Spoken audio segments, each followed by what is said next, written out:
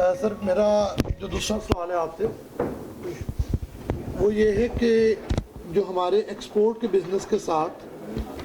दो तरह के दोस्त वाबस्ता होते हैं। एक तो वो है जो डायरेक्ट एक्सपोर्टर्स हैं, जिनकी जीडी बनती है, जिनकी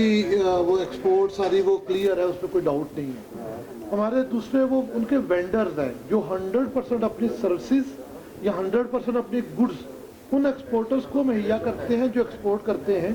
तो सवाल ये है कि क्या ये जो एक्सपोर्टर है जो एक्सपोर्टर को सर्विसेज या गुड्स मुहैया कर रहे हैं 100%, क्या इनकी रिटर्न भी 115(4) में फाइनल में जाएगी या इनका बिजनेस जो लोकल है वो आम कॉमन बिजनेस की तरह नॉर्मल बिजनेस ट्रीट होगा? इसके ऊपर हमें रहनुमाई करते हैं। इसमें बेसिकली जो रेलेवेंट सेक्शंस हैं 153 है, उसका ABC है और 4 है या 3 है जो डाइंग का और फैब्रिक्स डाइंग फिनिशिंग ये वो उसको डील करता है। और फिर 154 है, साथ ही 45A क्लास है वो पार्ट 4 सेकंड शेड्यूल की, जिसके तहत अगर किसी 95% एक्सपोर्ट हो तो 5% जो है वो भी एक्सपोर्ट ट्रीट होती है और उसमें विद होल्डिंग उस पर सर्विसेज और गुड्स उन पे एप्लीकेबल नहीं होती। अगर इनको कलेक्टिवली सारी चीज़ों को अगर कलेक्टिवली अप्लाई करें और रीड करें और इन्फोर्स करें तो हम फिर देख सकते हैं। पहले सवाल है कि ये मैन्युफैक्चरर कम एक्सपोर्टर की ये बात है या सिर्फ एक्सपोर्टर नहीं कर सकता है, कमर्शियल एक्सपोर्टर? कौन वो वाली तो मैन्युफैक्चरर कम एक्सपोर्टर है, वो 45A वाली। 45A के अलावा एक 384 SRO भी है जो रिसेंट नहीं हुआ हुआ, वो इन फील्ड है। वो क्या उसमें सिर्फ ये था कि जो एक्सपोर्टर की बात हुई थी उसमें मैन्युफैक्चरर कम एक्सपोर्टर नहीं था और सेविंग हाँ था, ठीक तो उसकी सेविंग क्लास भी थी 239 में वो हाँ ठीक है। ये है कि उस SRO में लिखा हुआ है कि अनलेस इट इज अमेंडेड और रिसेंडेड। वो ये कहते हैं कि क्योंकि ये 45 आ गई तो उसका मतलब अमेंड भी होगा और अमेंड रिसेंड भी ये होगा। कह रहे हैं उनकी राय है। उनकी राय है, लेकिन वो बार-बार अपने ब्रोशर में उस SRO का बार-बार चलो ठीक है, ब्रोशर में जिक्र करते हैं। ब्रोशर की क्या चल अब हम ब्रोशर की कोई हैसियत नहीं होती, वो तो सबऑर्डिनेट लेजिस्लेशन भी नहीं है। इवन एडमिनिस्ट्रेटिव जो STG होते हैं वो भी सबऑर्डिनेट लेजिस्लेशन नहीं होते, वो इंटरनल गाइडलाइन या एडमिनिस्ट्रेटिव होते हैं, उन पे एडमिनिस्ट्रेटिव नेचर के होते हैं, उसका पार्ट नहीं होते। लेकिन इसमें एज ए जहाँ कहीं बेनिफिशियल्स हों और कई रेगोरियसनेस ऑफ लॉ को ख़त्म कर रहे हों तो उसी चीज़ या सर्कुलर की जहाँ जो इंस्ट्रक्शन लॉ में लिखी हैं कि ये बाइंडिंग होगी और बाइंडिंग भी एडमिनिस्ट्रेटिव नेचर पे होगी, जहाँ कुज़ाई जुडिशियल अथॉरिटी कोई कर रही है तो उस पर बाइंडिंग नहीं होंगे। और दूसरा ये है कि एग्जम्पशन जहाँ भी हो, पहले भी मैंने रूल बताए थे कि एग्जम्पशन प्रोविजन जहाँ कहीं भी होती हैं उसके 4 रूल्स होते हैं। नंबर 1 तो क्लेमेंट ने उसकी कंडीशन फुलफिल करनी होती है। दूसरा, उसमें अगर कोई इम्पुकिटीज हैं या उसमें कोई डाउट है किसी चीज में तो in favour of the tax payer नहीं होगी, in favour of the state होगी। उसकी रीजन ये है क्योंकि जब किसी को एग्जम्पशन दी जाती है तो वो बर्डन दूसरे सिटीजन पे पड़ता है, तो इसलिए उसको इंसेंटिव जो दिया जाता है वो इस तरह दिया जाता है कि ताकि वो क्लियरली वो कंडीशनें फुलफिल कर ले। जहाँ कहीं कंडीशन ना हो कोई भी तो फिर तो उसका राइट ही है, फिर तो उसमें कोई नहीं। जहाँ कहीं सब्जेक्ट टू कंडीशन हो तो फिर वो सारी कंडीशन उसको उसके मुताबिक फुलफिल करनी चाहिए। थर्ड जो रूल है वो वाला ये डाउट वाला हो गया। थर्ड ये रूल है जहाँ वो कंडीशनें फुलफिल कर दे तो उस सिचुएशन में उसका वेस्टेड राइट बन जाता है, फिर वो उसको डिनाई नहीं किया जा सकता। यूजुअली ये थोड़ा उस सिचुएशन में। फोर्थ एक रूल इसमें एक्सेप्शन है। एक्सेप्शन इस रूल की ये है कि ये रूल एब्सोल्यूट नहीं है, इसमें एक्सेप्शन के जहाँ कहीं एनजीओ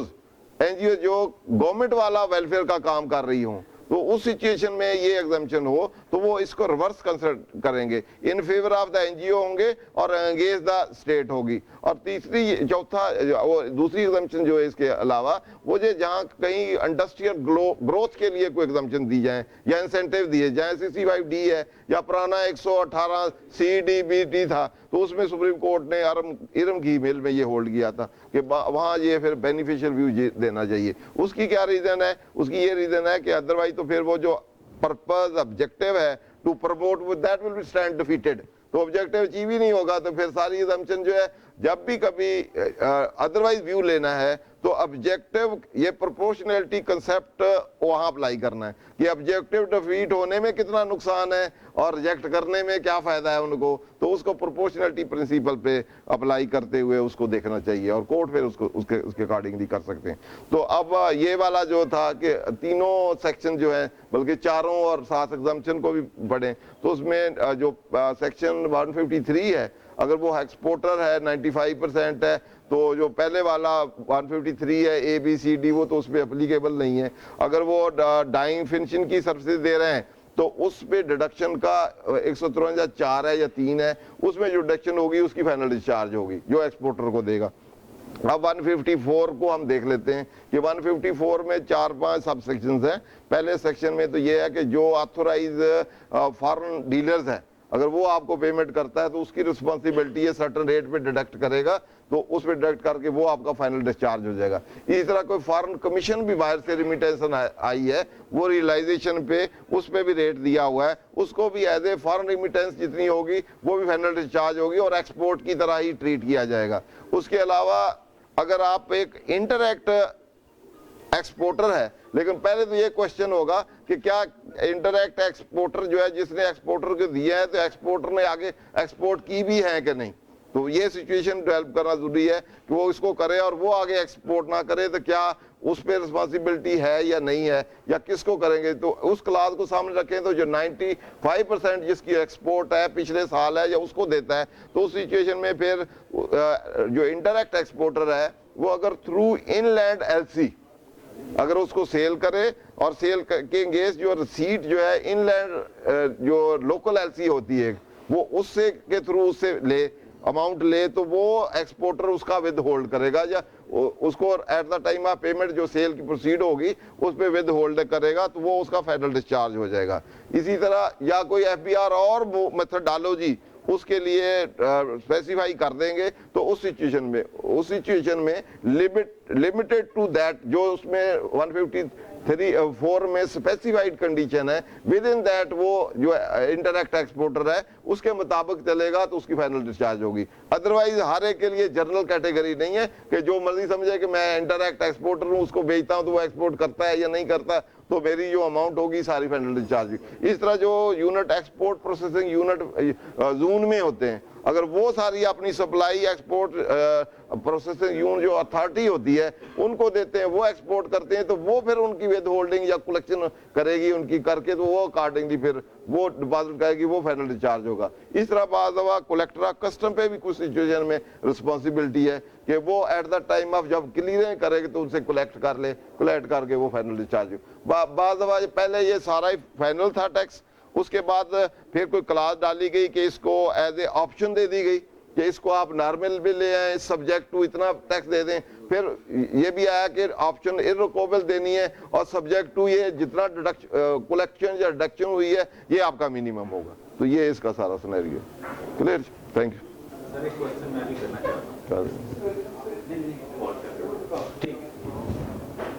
सर मैं आपकी बात से जो समझ पाया हूँ कि वो जो इनडायरेक्ट एक्सपोर्टर जिनको हम कह रहे हैं जो डायरेक्ट एक्सपोर्टर्स मैन्युफैक्चर एक्सपोर्टर्स को अपनी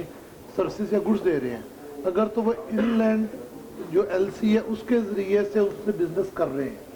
ताकि वो मुकम्मल और एक्यूरेट प्रूव होगा या और कोई अरेंजमेंट FBR ने प्रेस्क्राइब्ड की हो तो उसके मुताबिक कर रहे हैं तो फिर तो उनकी जो विद होल्डिंग है वो फाइनल में और ट्रीट भी होगी और वो भी एक्सपोर्टर की कैटेगरी में ही ट्रीट होंगे क्योंकि साफ ज़ाहिर है कि वो एक्सपोर्ट जो वेंडर्स हैं अगर वो कोई भी इजाफी टैक्स का बोझ उठाएंगे तो वो कास्टिंग में एक्सपोर्टर को ही शिफ्ट होगा और उसके रेट भी 153 का रेलेवेंट जो फर्स्ट शेड्यूल है उसमें इन सारों के दिए हुए हैं उस रेट पे ही वो विद होल्डिंग या डिडक्शन या जो भी है वो करेंगे और उसके मुताबिक 154 में ही वो 18 डील होंगे। वह तो जो इंपोर्टर जो भी परचेज करेगा उसको एग्जेम्पशन है उसमें विद होल्डिंग करनी ही नहीं किसी के ना 153 की ABC की किसी की भी नहीं है। तो इस सिचुएशन में फिर वो उसको जो 154 है वो फिर अप्लीकेबल होगा। अप्लीकेबल जो उसके रिलेटेड रेट हैं वो उस पर अप्लीकेबल होंगे, उस पर विद होल्डिंग या डिडक्शन होगी या रियलाइजेशन पे होगी या बैंकिंग कंपनी करेगी तो उस सिचुएशन में फिर होगी। लेकिन इसमें विद होल्डिंग भी 154 की एप्लीकेबल होगी उसके रेट अपने होंगे तो फिर वो फाइनल डिस्चार्ज में चले जाए फिर फाइनल डिस्चार्ज में जाएगा जिसकी 154 की विदहोल्डिंग प्रॉपर एक्सपोर्टर ने की हुई है वो इसमें फॉल करेगा। अगर इनडायरेक्ट एक्सपोर्टर वो फिनिश प्रोडक्ट उस बंदे को सप्लाई करे और वो ऐसा चाहे एक्सपोर्ट कर दे, जी ये सिर्फ ये कैटेगरी है? जी जी यही कैटेगरी वह, क्योंकि उसमें इंटरैक्ट को डिफाइन तो है नहीं, लेकिन यही है कि फिनिश प्रोडक्ट उसको they just for the purpose of export. तो उसकी कलेक्शन जो है थ्रू इनलैंड लोकल जो एलसी होती है उससे पैसे ले, या कोई और एफबीआर ने प्रेस्क्राइब मेथोडोलॉजी दी है तो उससे करे। हर एक के लिए नहीं है कि मैं जी एक्सपोर्टर को बेच रहा हूं माल तो इसलिए मैं इंटरैक्ट एक्सपोर्टर हूं। तो एक्सपोर्टर फिनिश प्रोडक्ट हो उसको दे, और सब्जेक्ट टू जो कंडीशंस है एफबीआर ने दी है और जो उसकी कलेक्शन है वो थ्रू इनलैंड हो, तो वो कंडीशन जो टर्म एंड कंडीशन लॉ में गिवन है उसके मुताबिक हो, और एक्सपोर्टर जो है उस पे वो डिडक्शन भी कर रहा हो इन रेट के मुताबिक जो इसमें दिए हुए 154 के जो रेलेवेंट रेट है उस पे विद होल्डिंग या डिडक्शन उसकी की हो at the time of payment उसको जब की है तो फिर वो फाइनल में आएगा। सर मैं नईम साहब के क्वेश्चन को मजीद समझने के लिए पूछना चाह रहा हूँ कि अगर मैंने रॉ मटेरियल दिया है,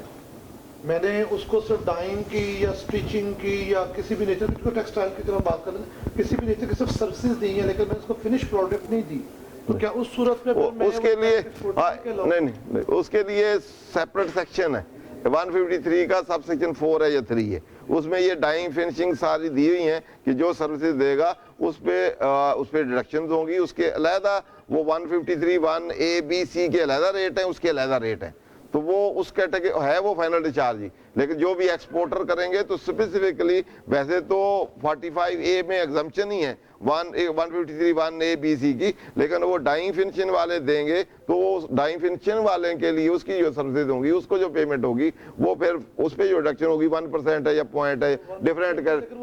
हाँ जी लोकल है, वो लोकल के लिए टेक्सटाइल के लिए जो एक्सपोर्टर नहीं है, एक्सपोर्टर के तो वैसे 153 माफ हो गया नहीं वो किसके लिए उसको देख ले सर, वो लोकल के लिए है ना, जो अगर एक्सपोर्टर आएगा तो वो 1% है, चाहे गुड्स ले चाहे सर्विसेज ले, वो तो है ही एग्जाम्पल। रेटेड सेक्टर जो है वो तो सारी 153 टोटल का टोटल एक्सपोर्ट पे एप्लीकेबल ही नहीं है, विद होल्डिंग सारा ही नहीं है। ये डाइंग वाला देख लें क्या चीज है सर, डाइंग वाले में वो है कि वो 153 भाई जब एक्सपोर्टर को सारा कुछ सर्विसेज ऊपर माफ है तो नीचे है फिर देखिए 153 देखिए हम कर रहे हैं वो लोकल वाले के लिए, वो लोकल टेक्सटाइल जो एक्सपोर्टर नहीं है वो भी 1% विद होल्डिंग करेगा रिड्यूस रेट के ऊपर, तो वो तो रिड्यूस रेट सेपरेट नहीं दिए हुए हैं, सर्विसेज के अलग रेट है, इस पे इतना फिर अलग उसकी देख ले ना है, वो तो 1A-B वाला है ना सर्विसेज, तो उसके आगे सेकंड शेड्यूल में रेट दिए हुए हैं, डिफरेंट रेट है, किसी पे कितना है किसी पे कितना है, तो ये डाइंग फिनिशिंग का एक सेपरेट सेक्शन है, वो हम देख लेते हैं को एक्सपोर्टर को है कि ये लोकल को है। सर वो सेक्शन है उसमें वो 153 3 है या 2 है 3 है, टिप्पणी खोल लेता हूँ 153 क्योंकि वैसे तो एक्सपोर्टर को जो भी आप गुड्स देंगे सप्लाई देंगे एग्जीक्यूशन ऑफ कॉन्ट्रैक्ट करेंगे वो सारे 95% उसकी एक्सपोर्ट है, तो उसकी मैन्युफैक्चर का एक्सपोर्टर है तो उसको एग्जेम्प्ट है। ये 153 आ गया,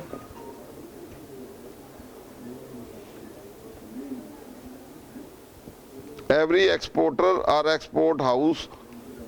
making payment in full include ये देना एक्सपोर्टर ही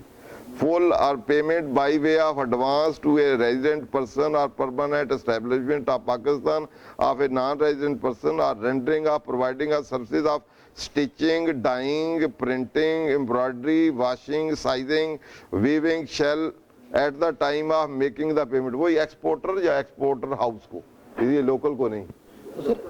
इसमें ये भी रहनुमाई करें कि यहाँ पे उसने विद होल्ड करना है, जो वो एक हमारी क्लॉज है कि 95%। अब एक्सपोर्टर या एक्सपोर्ट हाउस को अगर उनको स्टिचिंग की डाइंग फिनिशिंग की आप सर्विसेज देंगे तो वो आपका होल्ड करेगा, और जब आपका होल्ड करेगा ये आपका फाइनल डिस्चार्ज होगा, क्योंकि आप सर्विसेज दे रहे हैं ना, सर्विसेज दे रहे हैं तो उसके अंगेज पेमेंट देगा तो वो वैसे तो एक्सपोर्टर जो हैं वो उन पे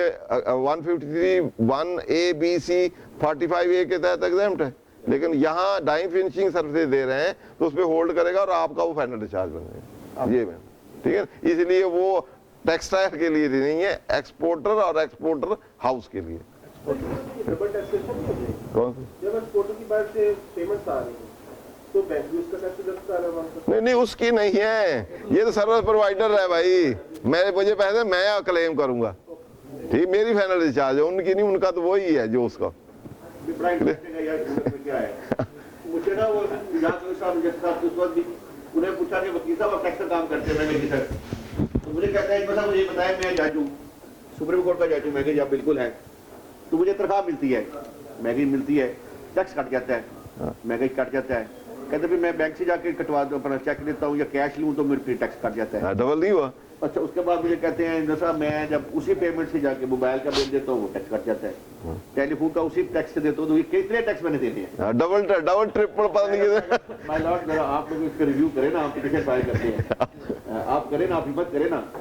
ये वो जो हमारी जो है ना इलाही कॉटन वाला वो आप पे बम गिरा गया बस। मुल्क की बर्बादी जो है ना वो अदलिया ने जो इलाही कॉटन में किया है ना उसमें बर्बादी कर प्रिजम्पटिव अजम्पशन दे दिया ना, जब उन्होंने कहा सारा कुछ ठीक है, उसमें 2-4 डिडक्शन और डीमिंग प्रोविजन थे, उन्होंने 70-80 कर दिए उसको दे के, उन्होंने कहा मिनिमम भी ठीक है, ये थ्योरी है वो थ्योरी है, कई थ्योरियां इंडो पाक से लेके उसमें डाली और कहा प्रिजम्पटिव बिल्कुल ठीक है जी, प्रेजेंटेटिव ठीक है, अब हर चीज एक्चुअल ला तो टैक्स ला रहा ही नहीं है, हर चीज को प्रिज्यूम कर रहे, डीम कर लें कि ये इनकम है, बस टैक्स लगाएं। क्या है आपकी इनकम में तो टैक्स नहीं लगता जी, आपने 21 की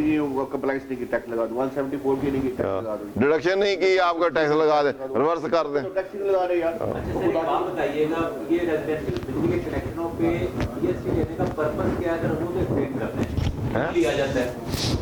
रेजिडेंशियल कनेक्शन पे जीएसटी क्यों वसूल किया जाता है? वैसे जीएसटी बैकग्राउंड क्या है वो एक्सप्लेन करें। नहीं, जीएसटी वो भी ले रहे हैं सर जी, एक तो पहली बात तो ये है कि इलेक्ट्रिसिटी के साथ जितने भी टैक्स लिए जाते हैं ये इजी कलेक्शन मेजर है, ठीक है ना, मजबूरी है हर बंदे देना है, वैसे इलेक्ट्रिसिटी सप्लाई करना ये फंडामेंटल राइट भी है, इसके साथ जो आर्टिकल 9 है, बल्कि अब तो कोर्ट ने काफी दफा किया, इलेक्ट्रिसिटी, गैस, ये जो ये पानी शानी फूड, ये ना ये फंडामेंटल राइट्स हैं आपके, लाइफ इकोनॉमिक, आपको एक स्टैंडर्ड लाइफ आपने गुजारनी है तो उसके लिए मैंडेटरी और स्टेट की ऑब्लिगेशन है कि आपको दे, लेकिन साथ उसके साथ ये अटैच कर देना, ये तो सबवर्ट करना है उस राइट को। पहली बात सुन लेना उस राइट को जो दिया है कॉन्स्टिट्यूशन ने, उस राइट को उसके साथ और हजारों चीजें अटैच करके उसको सब इन्फ्रेज करने वाली बात है ये, तो इसलिए चैलेंज है, उसके साथ ये टैक्स ये वो रिकवर नहीं करने चाहिए, क्योंकि टैक्स इंडिपेंडेंट एक लॉज है, उसके मुताबिक इसकी रिकवरी के अपने प्रोसीजर है, उसके मुताबिक होना चाहिए। अब हवाला क्वेश्चन है कि उसमें रेजिडेंशियल में क्यों डाला जाता है, पहले हम देख लें कि सेल टैक्स है क्या चीज। सेल टैक्स जो है ये कंज्यूमर टैक्स है, ये ना कि इंटरप्रेन्योर टैक्स नहीं है। इंटरप्रेन्योर जो है जिसको लगाया जाता है वो आगे इसको शिफ्ट ऑन करता है, पीछे से पीछे देता है, आगे फिर अल्टीमेटली इसका बर्डन किसने बेयर करना होता है, कंज्यूमर ने। जिस कंज्यूमर की जितनी ज्यादा इनकम है, जितनी ज्यादा कंजम्पशन है, उतना ज्यादा वो उसमें प्रोपोर्शनेट टैक्स देता है। जिसकी लोअर कंजम्पशन है लोअर टैक्स देता है, हायर कंजम्पशन है हायर देता है। इसलिए कंज्यूमर ने जो भी चीज यूज करनी है, आप बिजली यूज कर रहे हैं तो अब बिजली वाले इलेक्ट्रिसिटी को भी एक गुड्स समझा जाता है, समझे कि उसको वो भी गुड्स है, तो इलेक्ट्रिसिटी सप्लाई कंपनी पे सेल टैक्स लगता है, तो सेल टैक्स जब वो अपना गुड्स आपको सप्लाई कर रही है इलेक्ट्रिसिटी, तो साथ वो आपको 17% भी चार्ज करेगी, ठीक है, चार्ज करेगी तो आपसे भी ले लेगी, अनलेस एंटर उसको एग्जम्पशन ना दी गई, या एग्जम्पशन हो, जीरो रेटिंग हो, जीरो एग्जम्पशन तो अदरवाइज वर्स होती है सेल टैक्स में, क्योंकि एग्जम्पशन का मतलब है उस पर बर्डन डाल दें, जीरो रेटिंग हो तो फिर आप पे नहीं आएगी। तो इसलिए कंजम्पशन टैक्स है, हर चीज में जो आप खरीदें जिस पे टैक्स सेल टैक्स लगता है, वो अल्टीमेटली जितने बिजनेस एंटरप्रेन्योर हैं उन पे कोई बर्डन नहीं होता, वो पीछे दे के आते हैं, आगे से ज्यादा लेते हैं, वैल्यू एडिशन का भी वो अपना डिफरेंशियल पे करते हैं, उन पे कोई उसका अगर प्रॉपर चले तो कोई उसमें अल्टीमेटली किसने बेयर करना है, जो कंज्यूमर है, उसने आगे से वो नहीं ले सकता। तो इसलिए जितने आपके इंटरनेट टैक्सेस हैं, जिसमें सेल टैक्स है या फेडरल एक्साइज है या कस्टम है, ये इनबिल्ट हो जाते हैं इनटू प्राइस या कास्ट, और ultimately they are shifted to the consumer, और कंज्यूमर इसको बेयर करना। और जो डायरेक्ट टैक्सेस होते हैं वो जिस पे लगते हैं वो बेयर करता है, जैसे आपकी इनकम पे, वेल्थ पे, वो आगे आप फॉरवर्ड नहीं कर सकते, वो आपने बेयर करना। क्लियर जी? मंत्री साहब चाय से भी वेट करो मंत्री साहब चाय चुए नहीं बगैर चाय के वो एंड में नहीं ऐसे साथ साथ भी जाकर मंत्री साहब लेकर एनर्जी कंज्यूम करें नहीं कोई नहीं। सर एक बड़ा इंपॉर्टेंट क्वेश्चन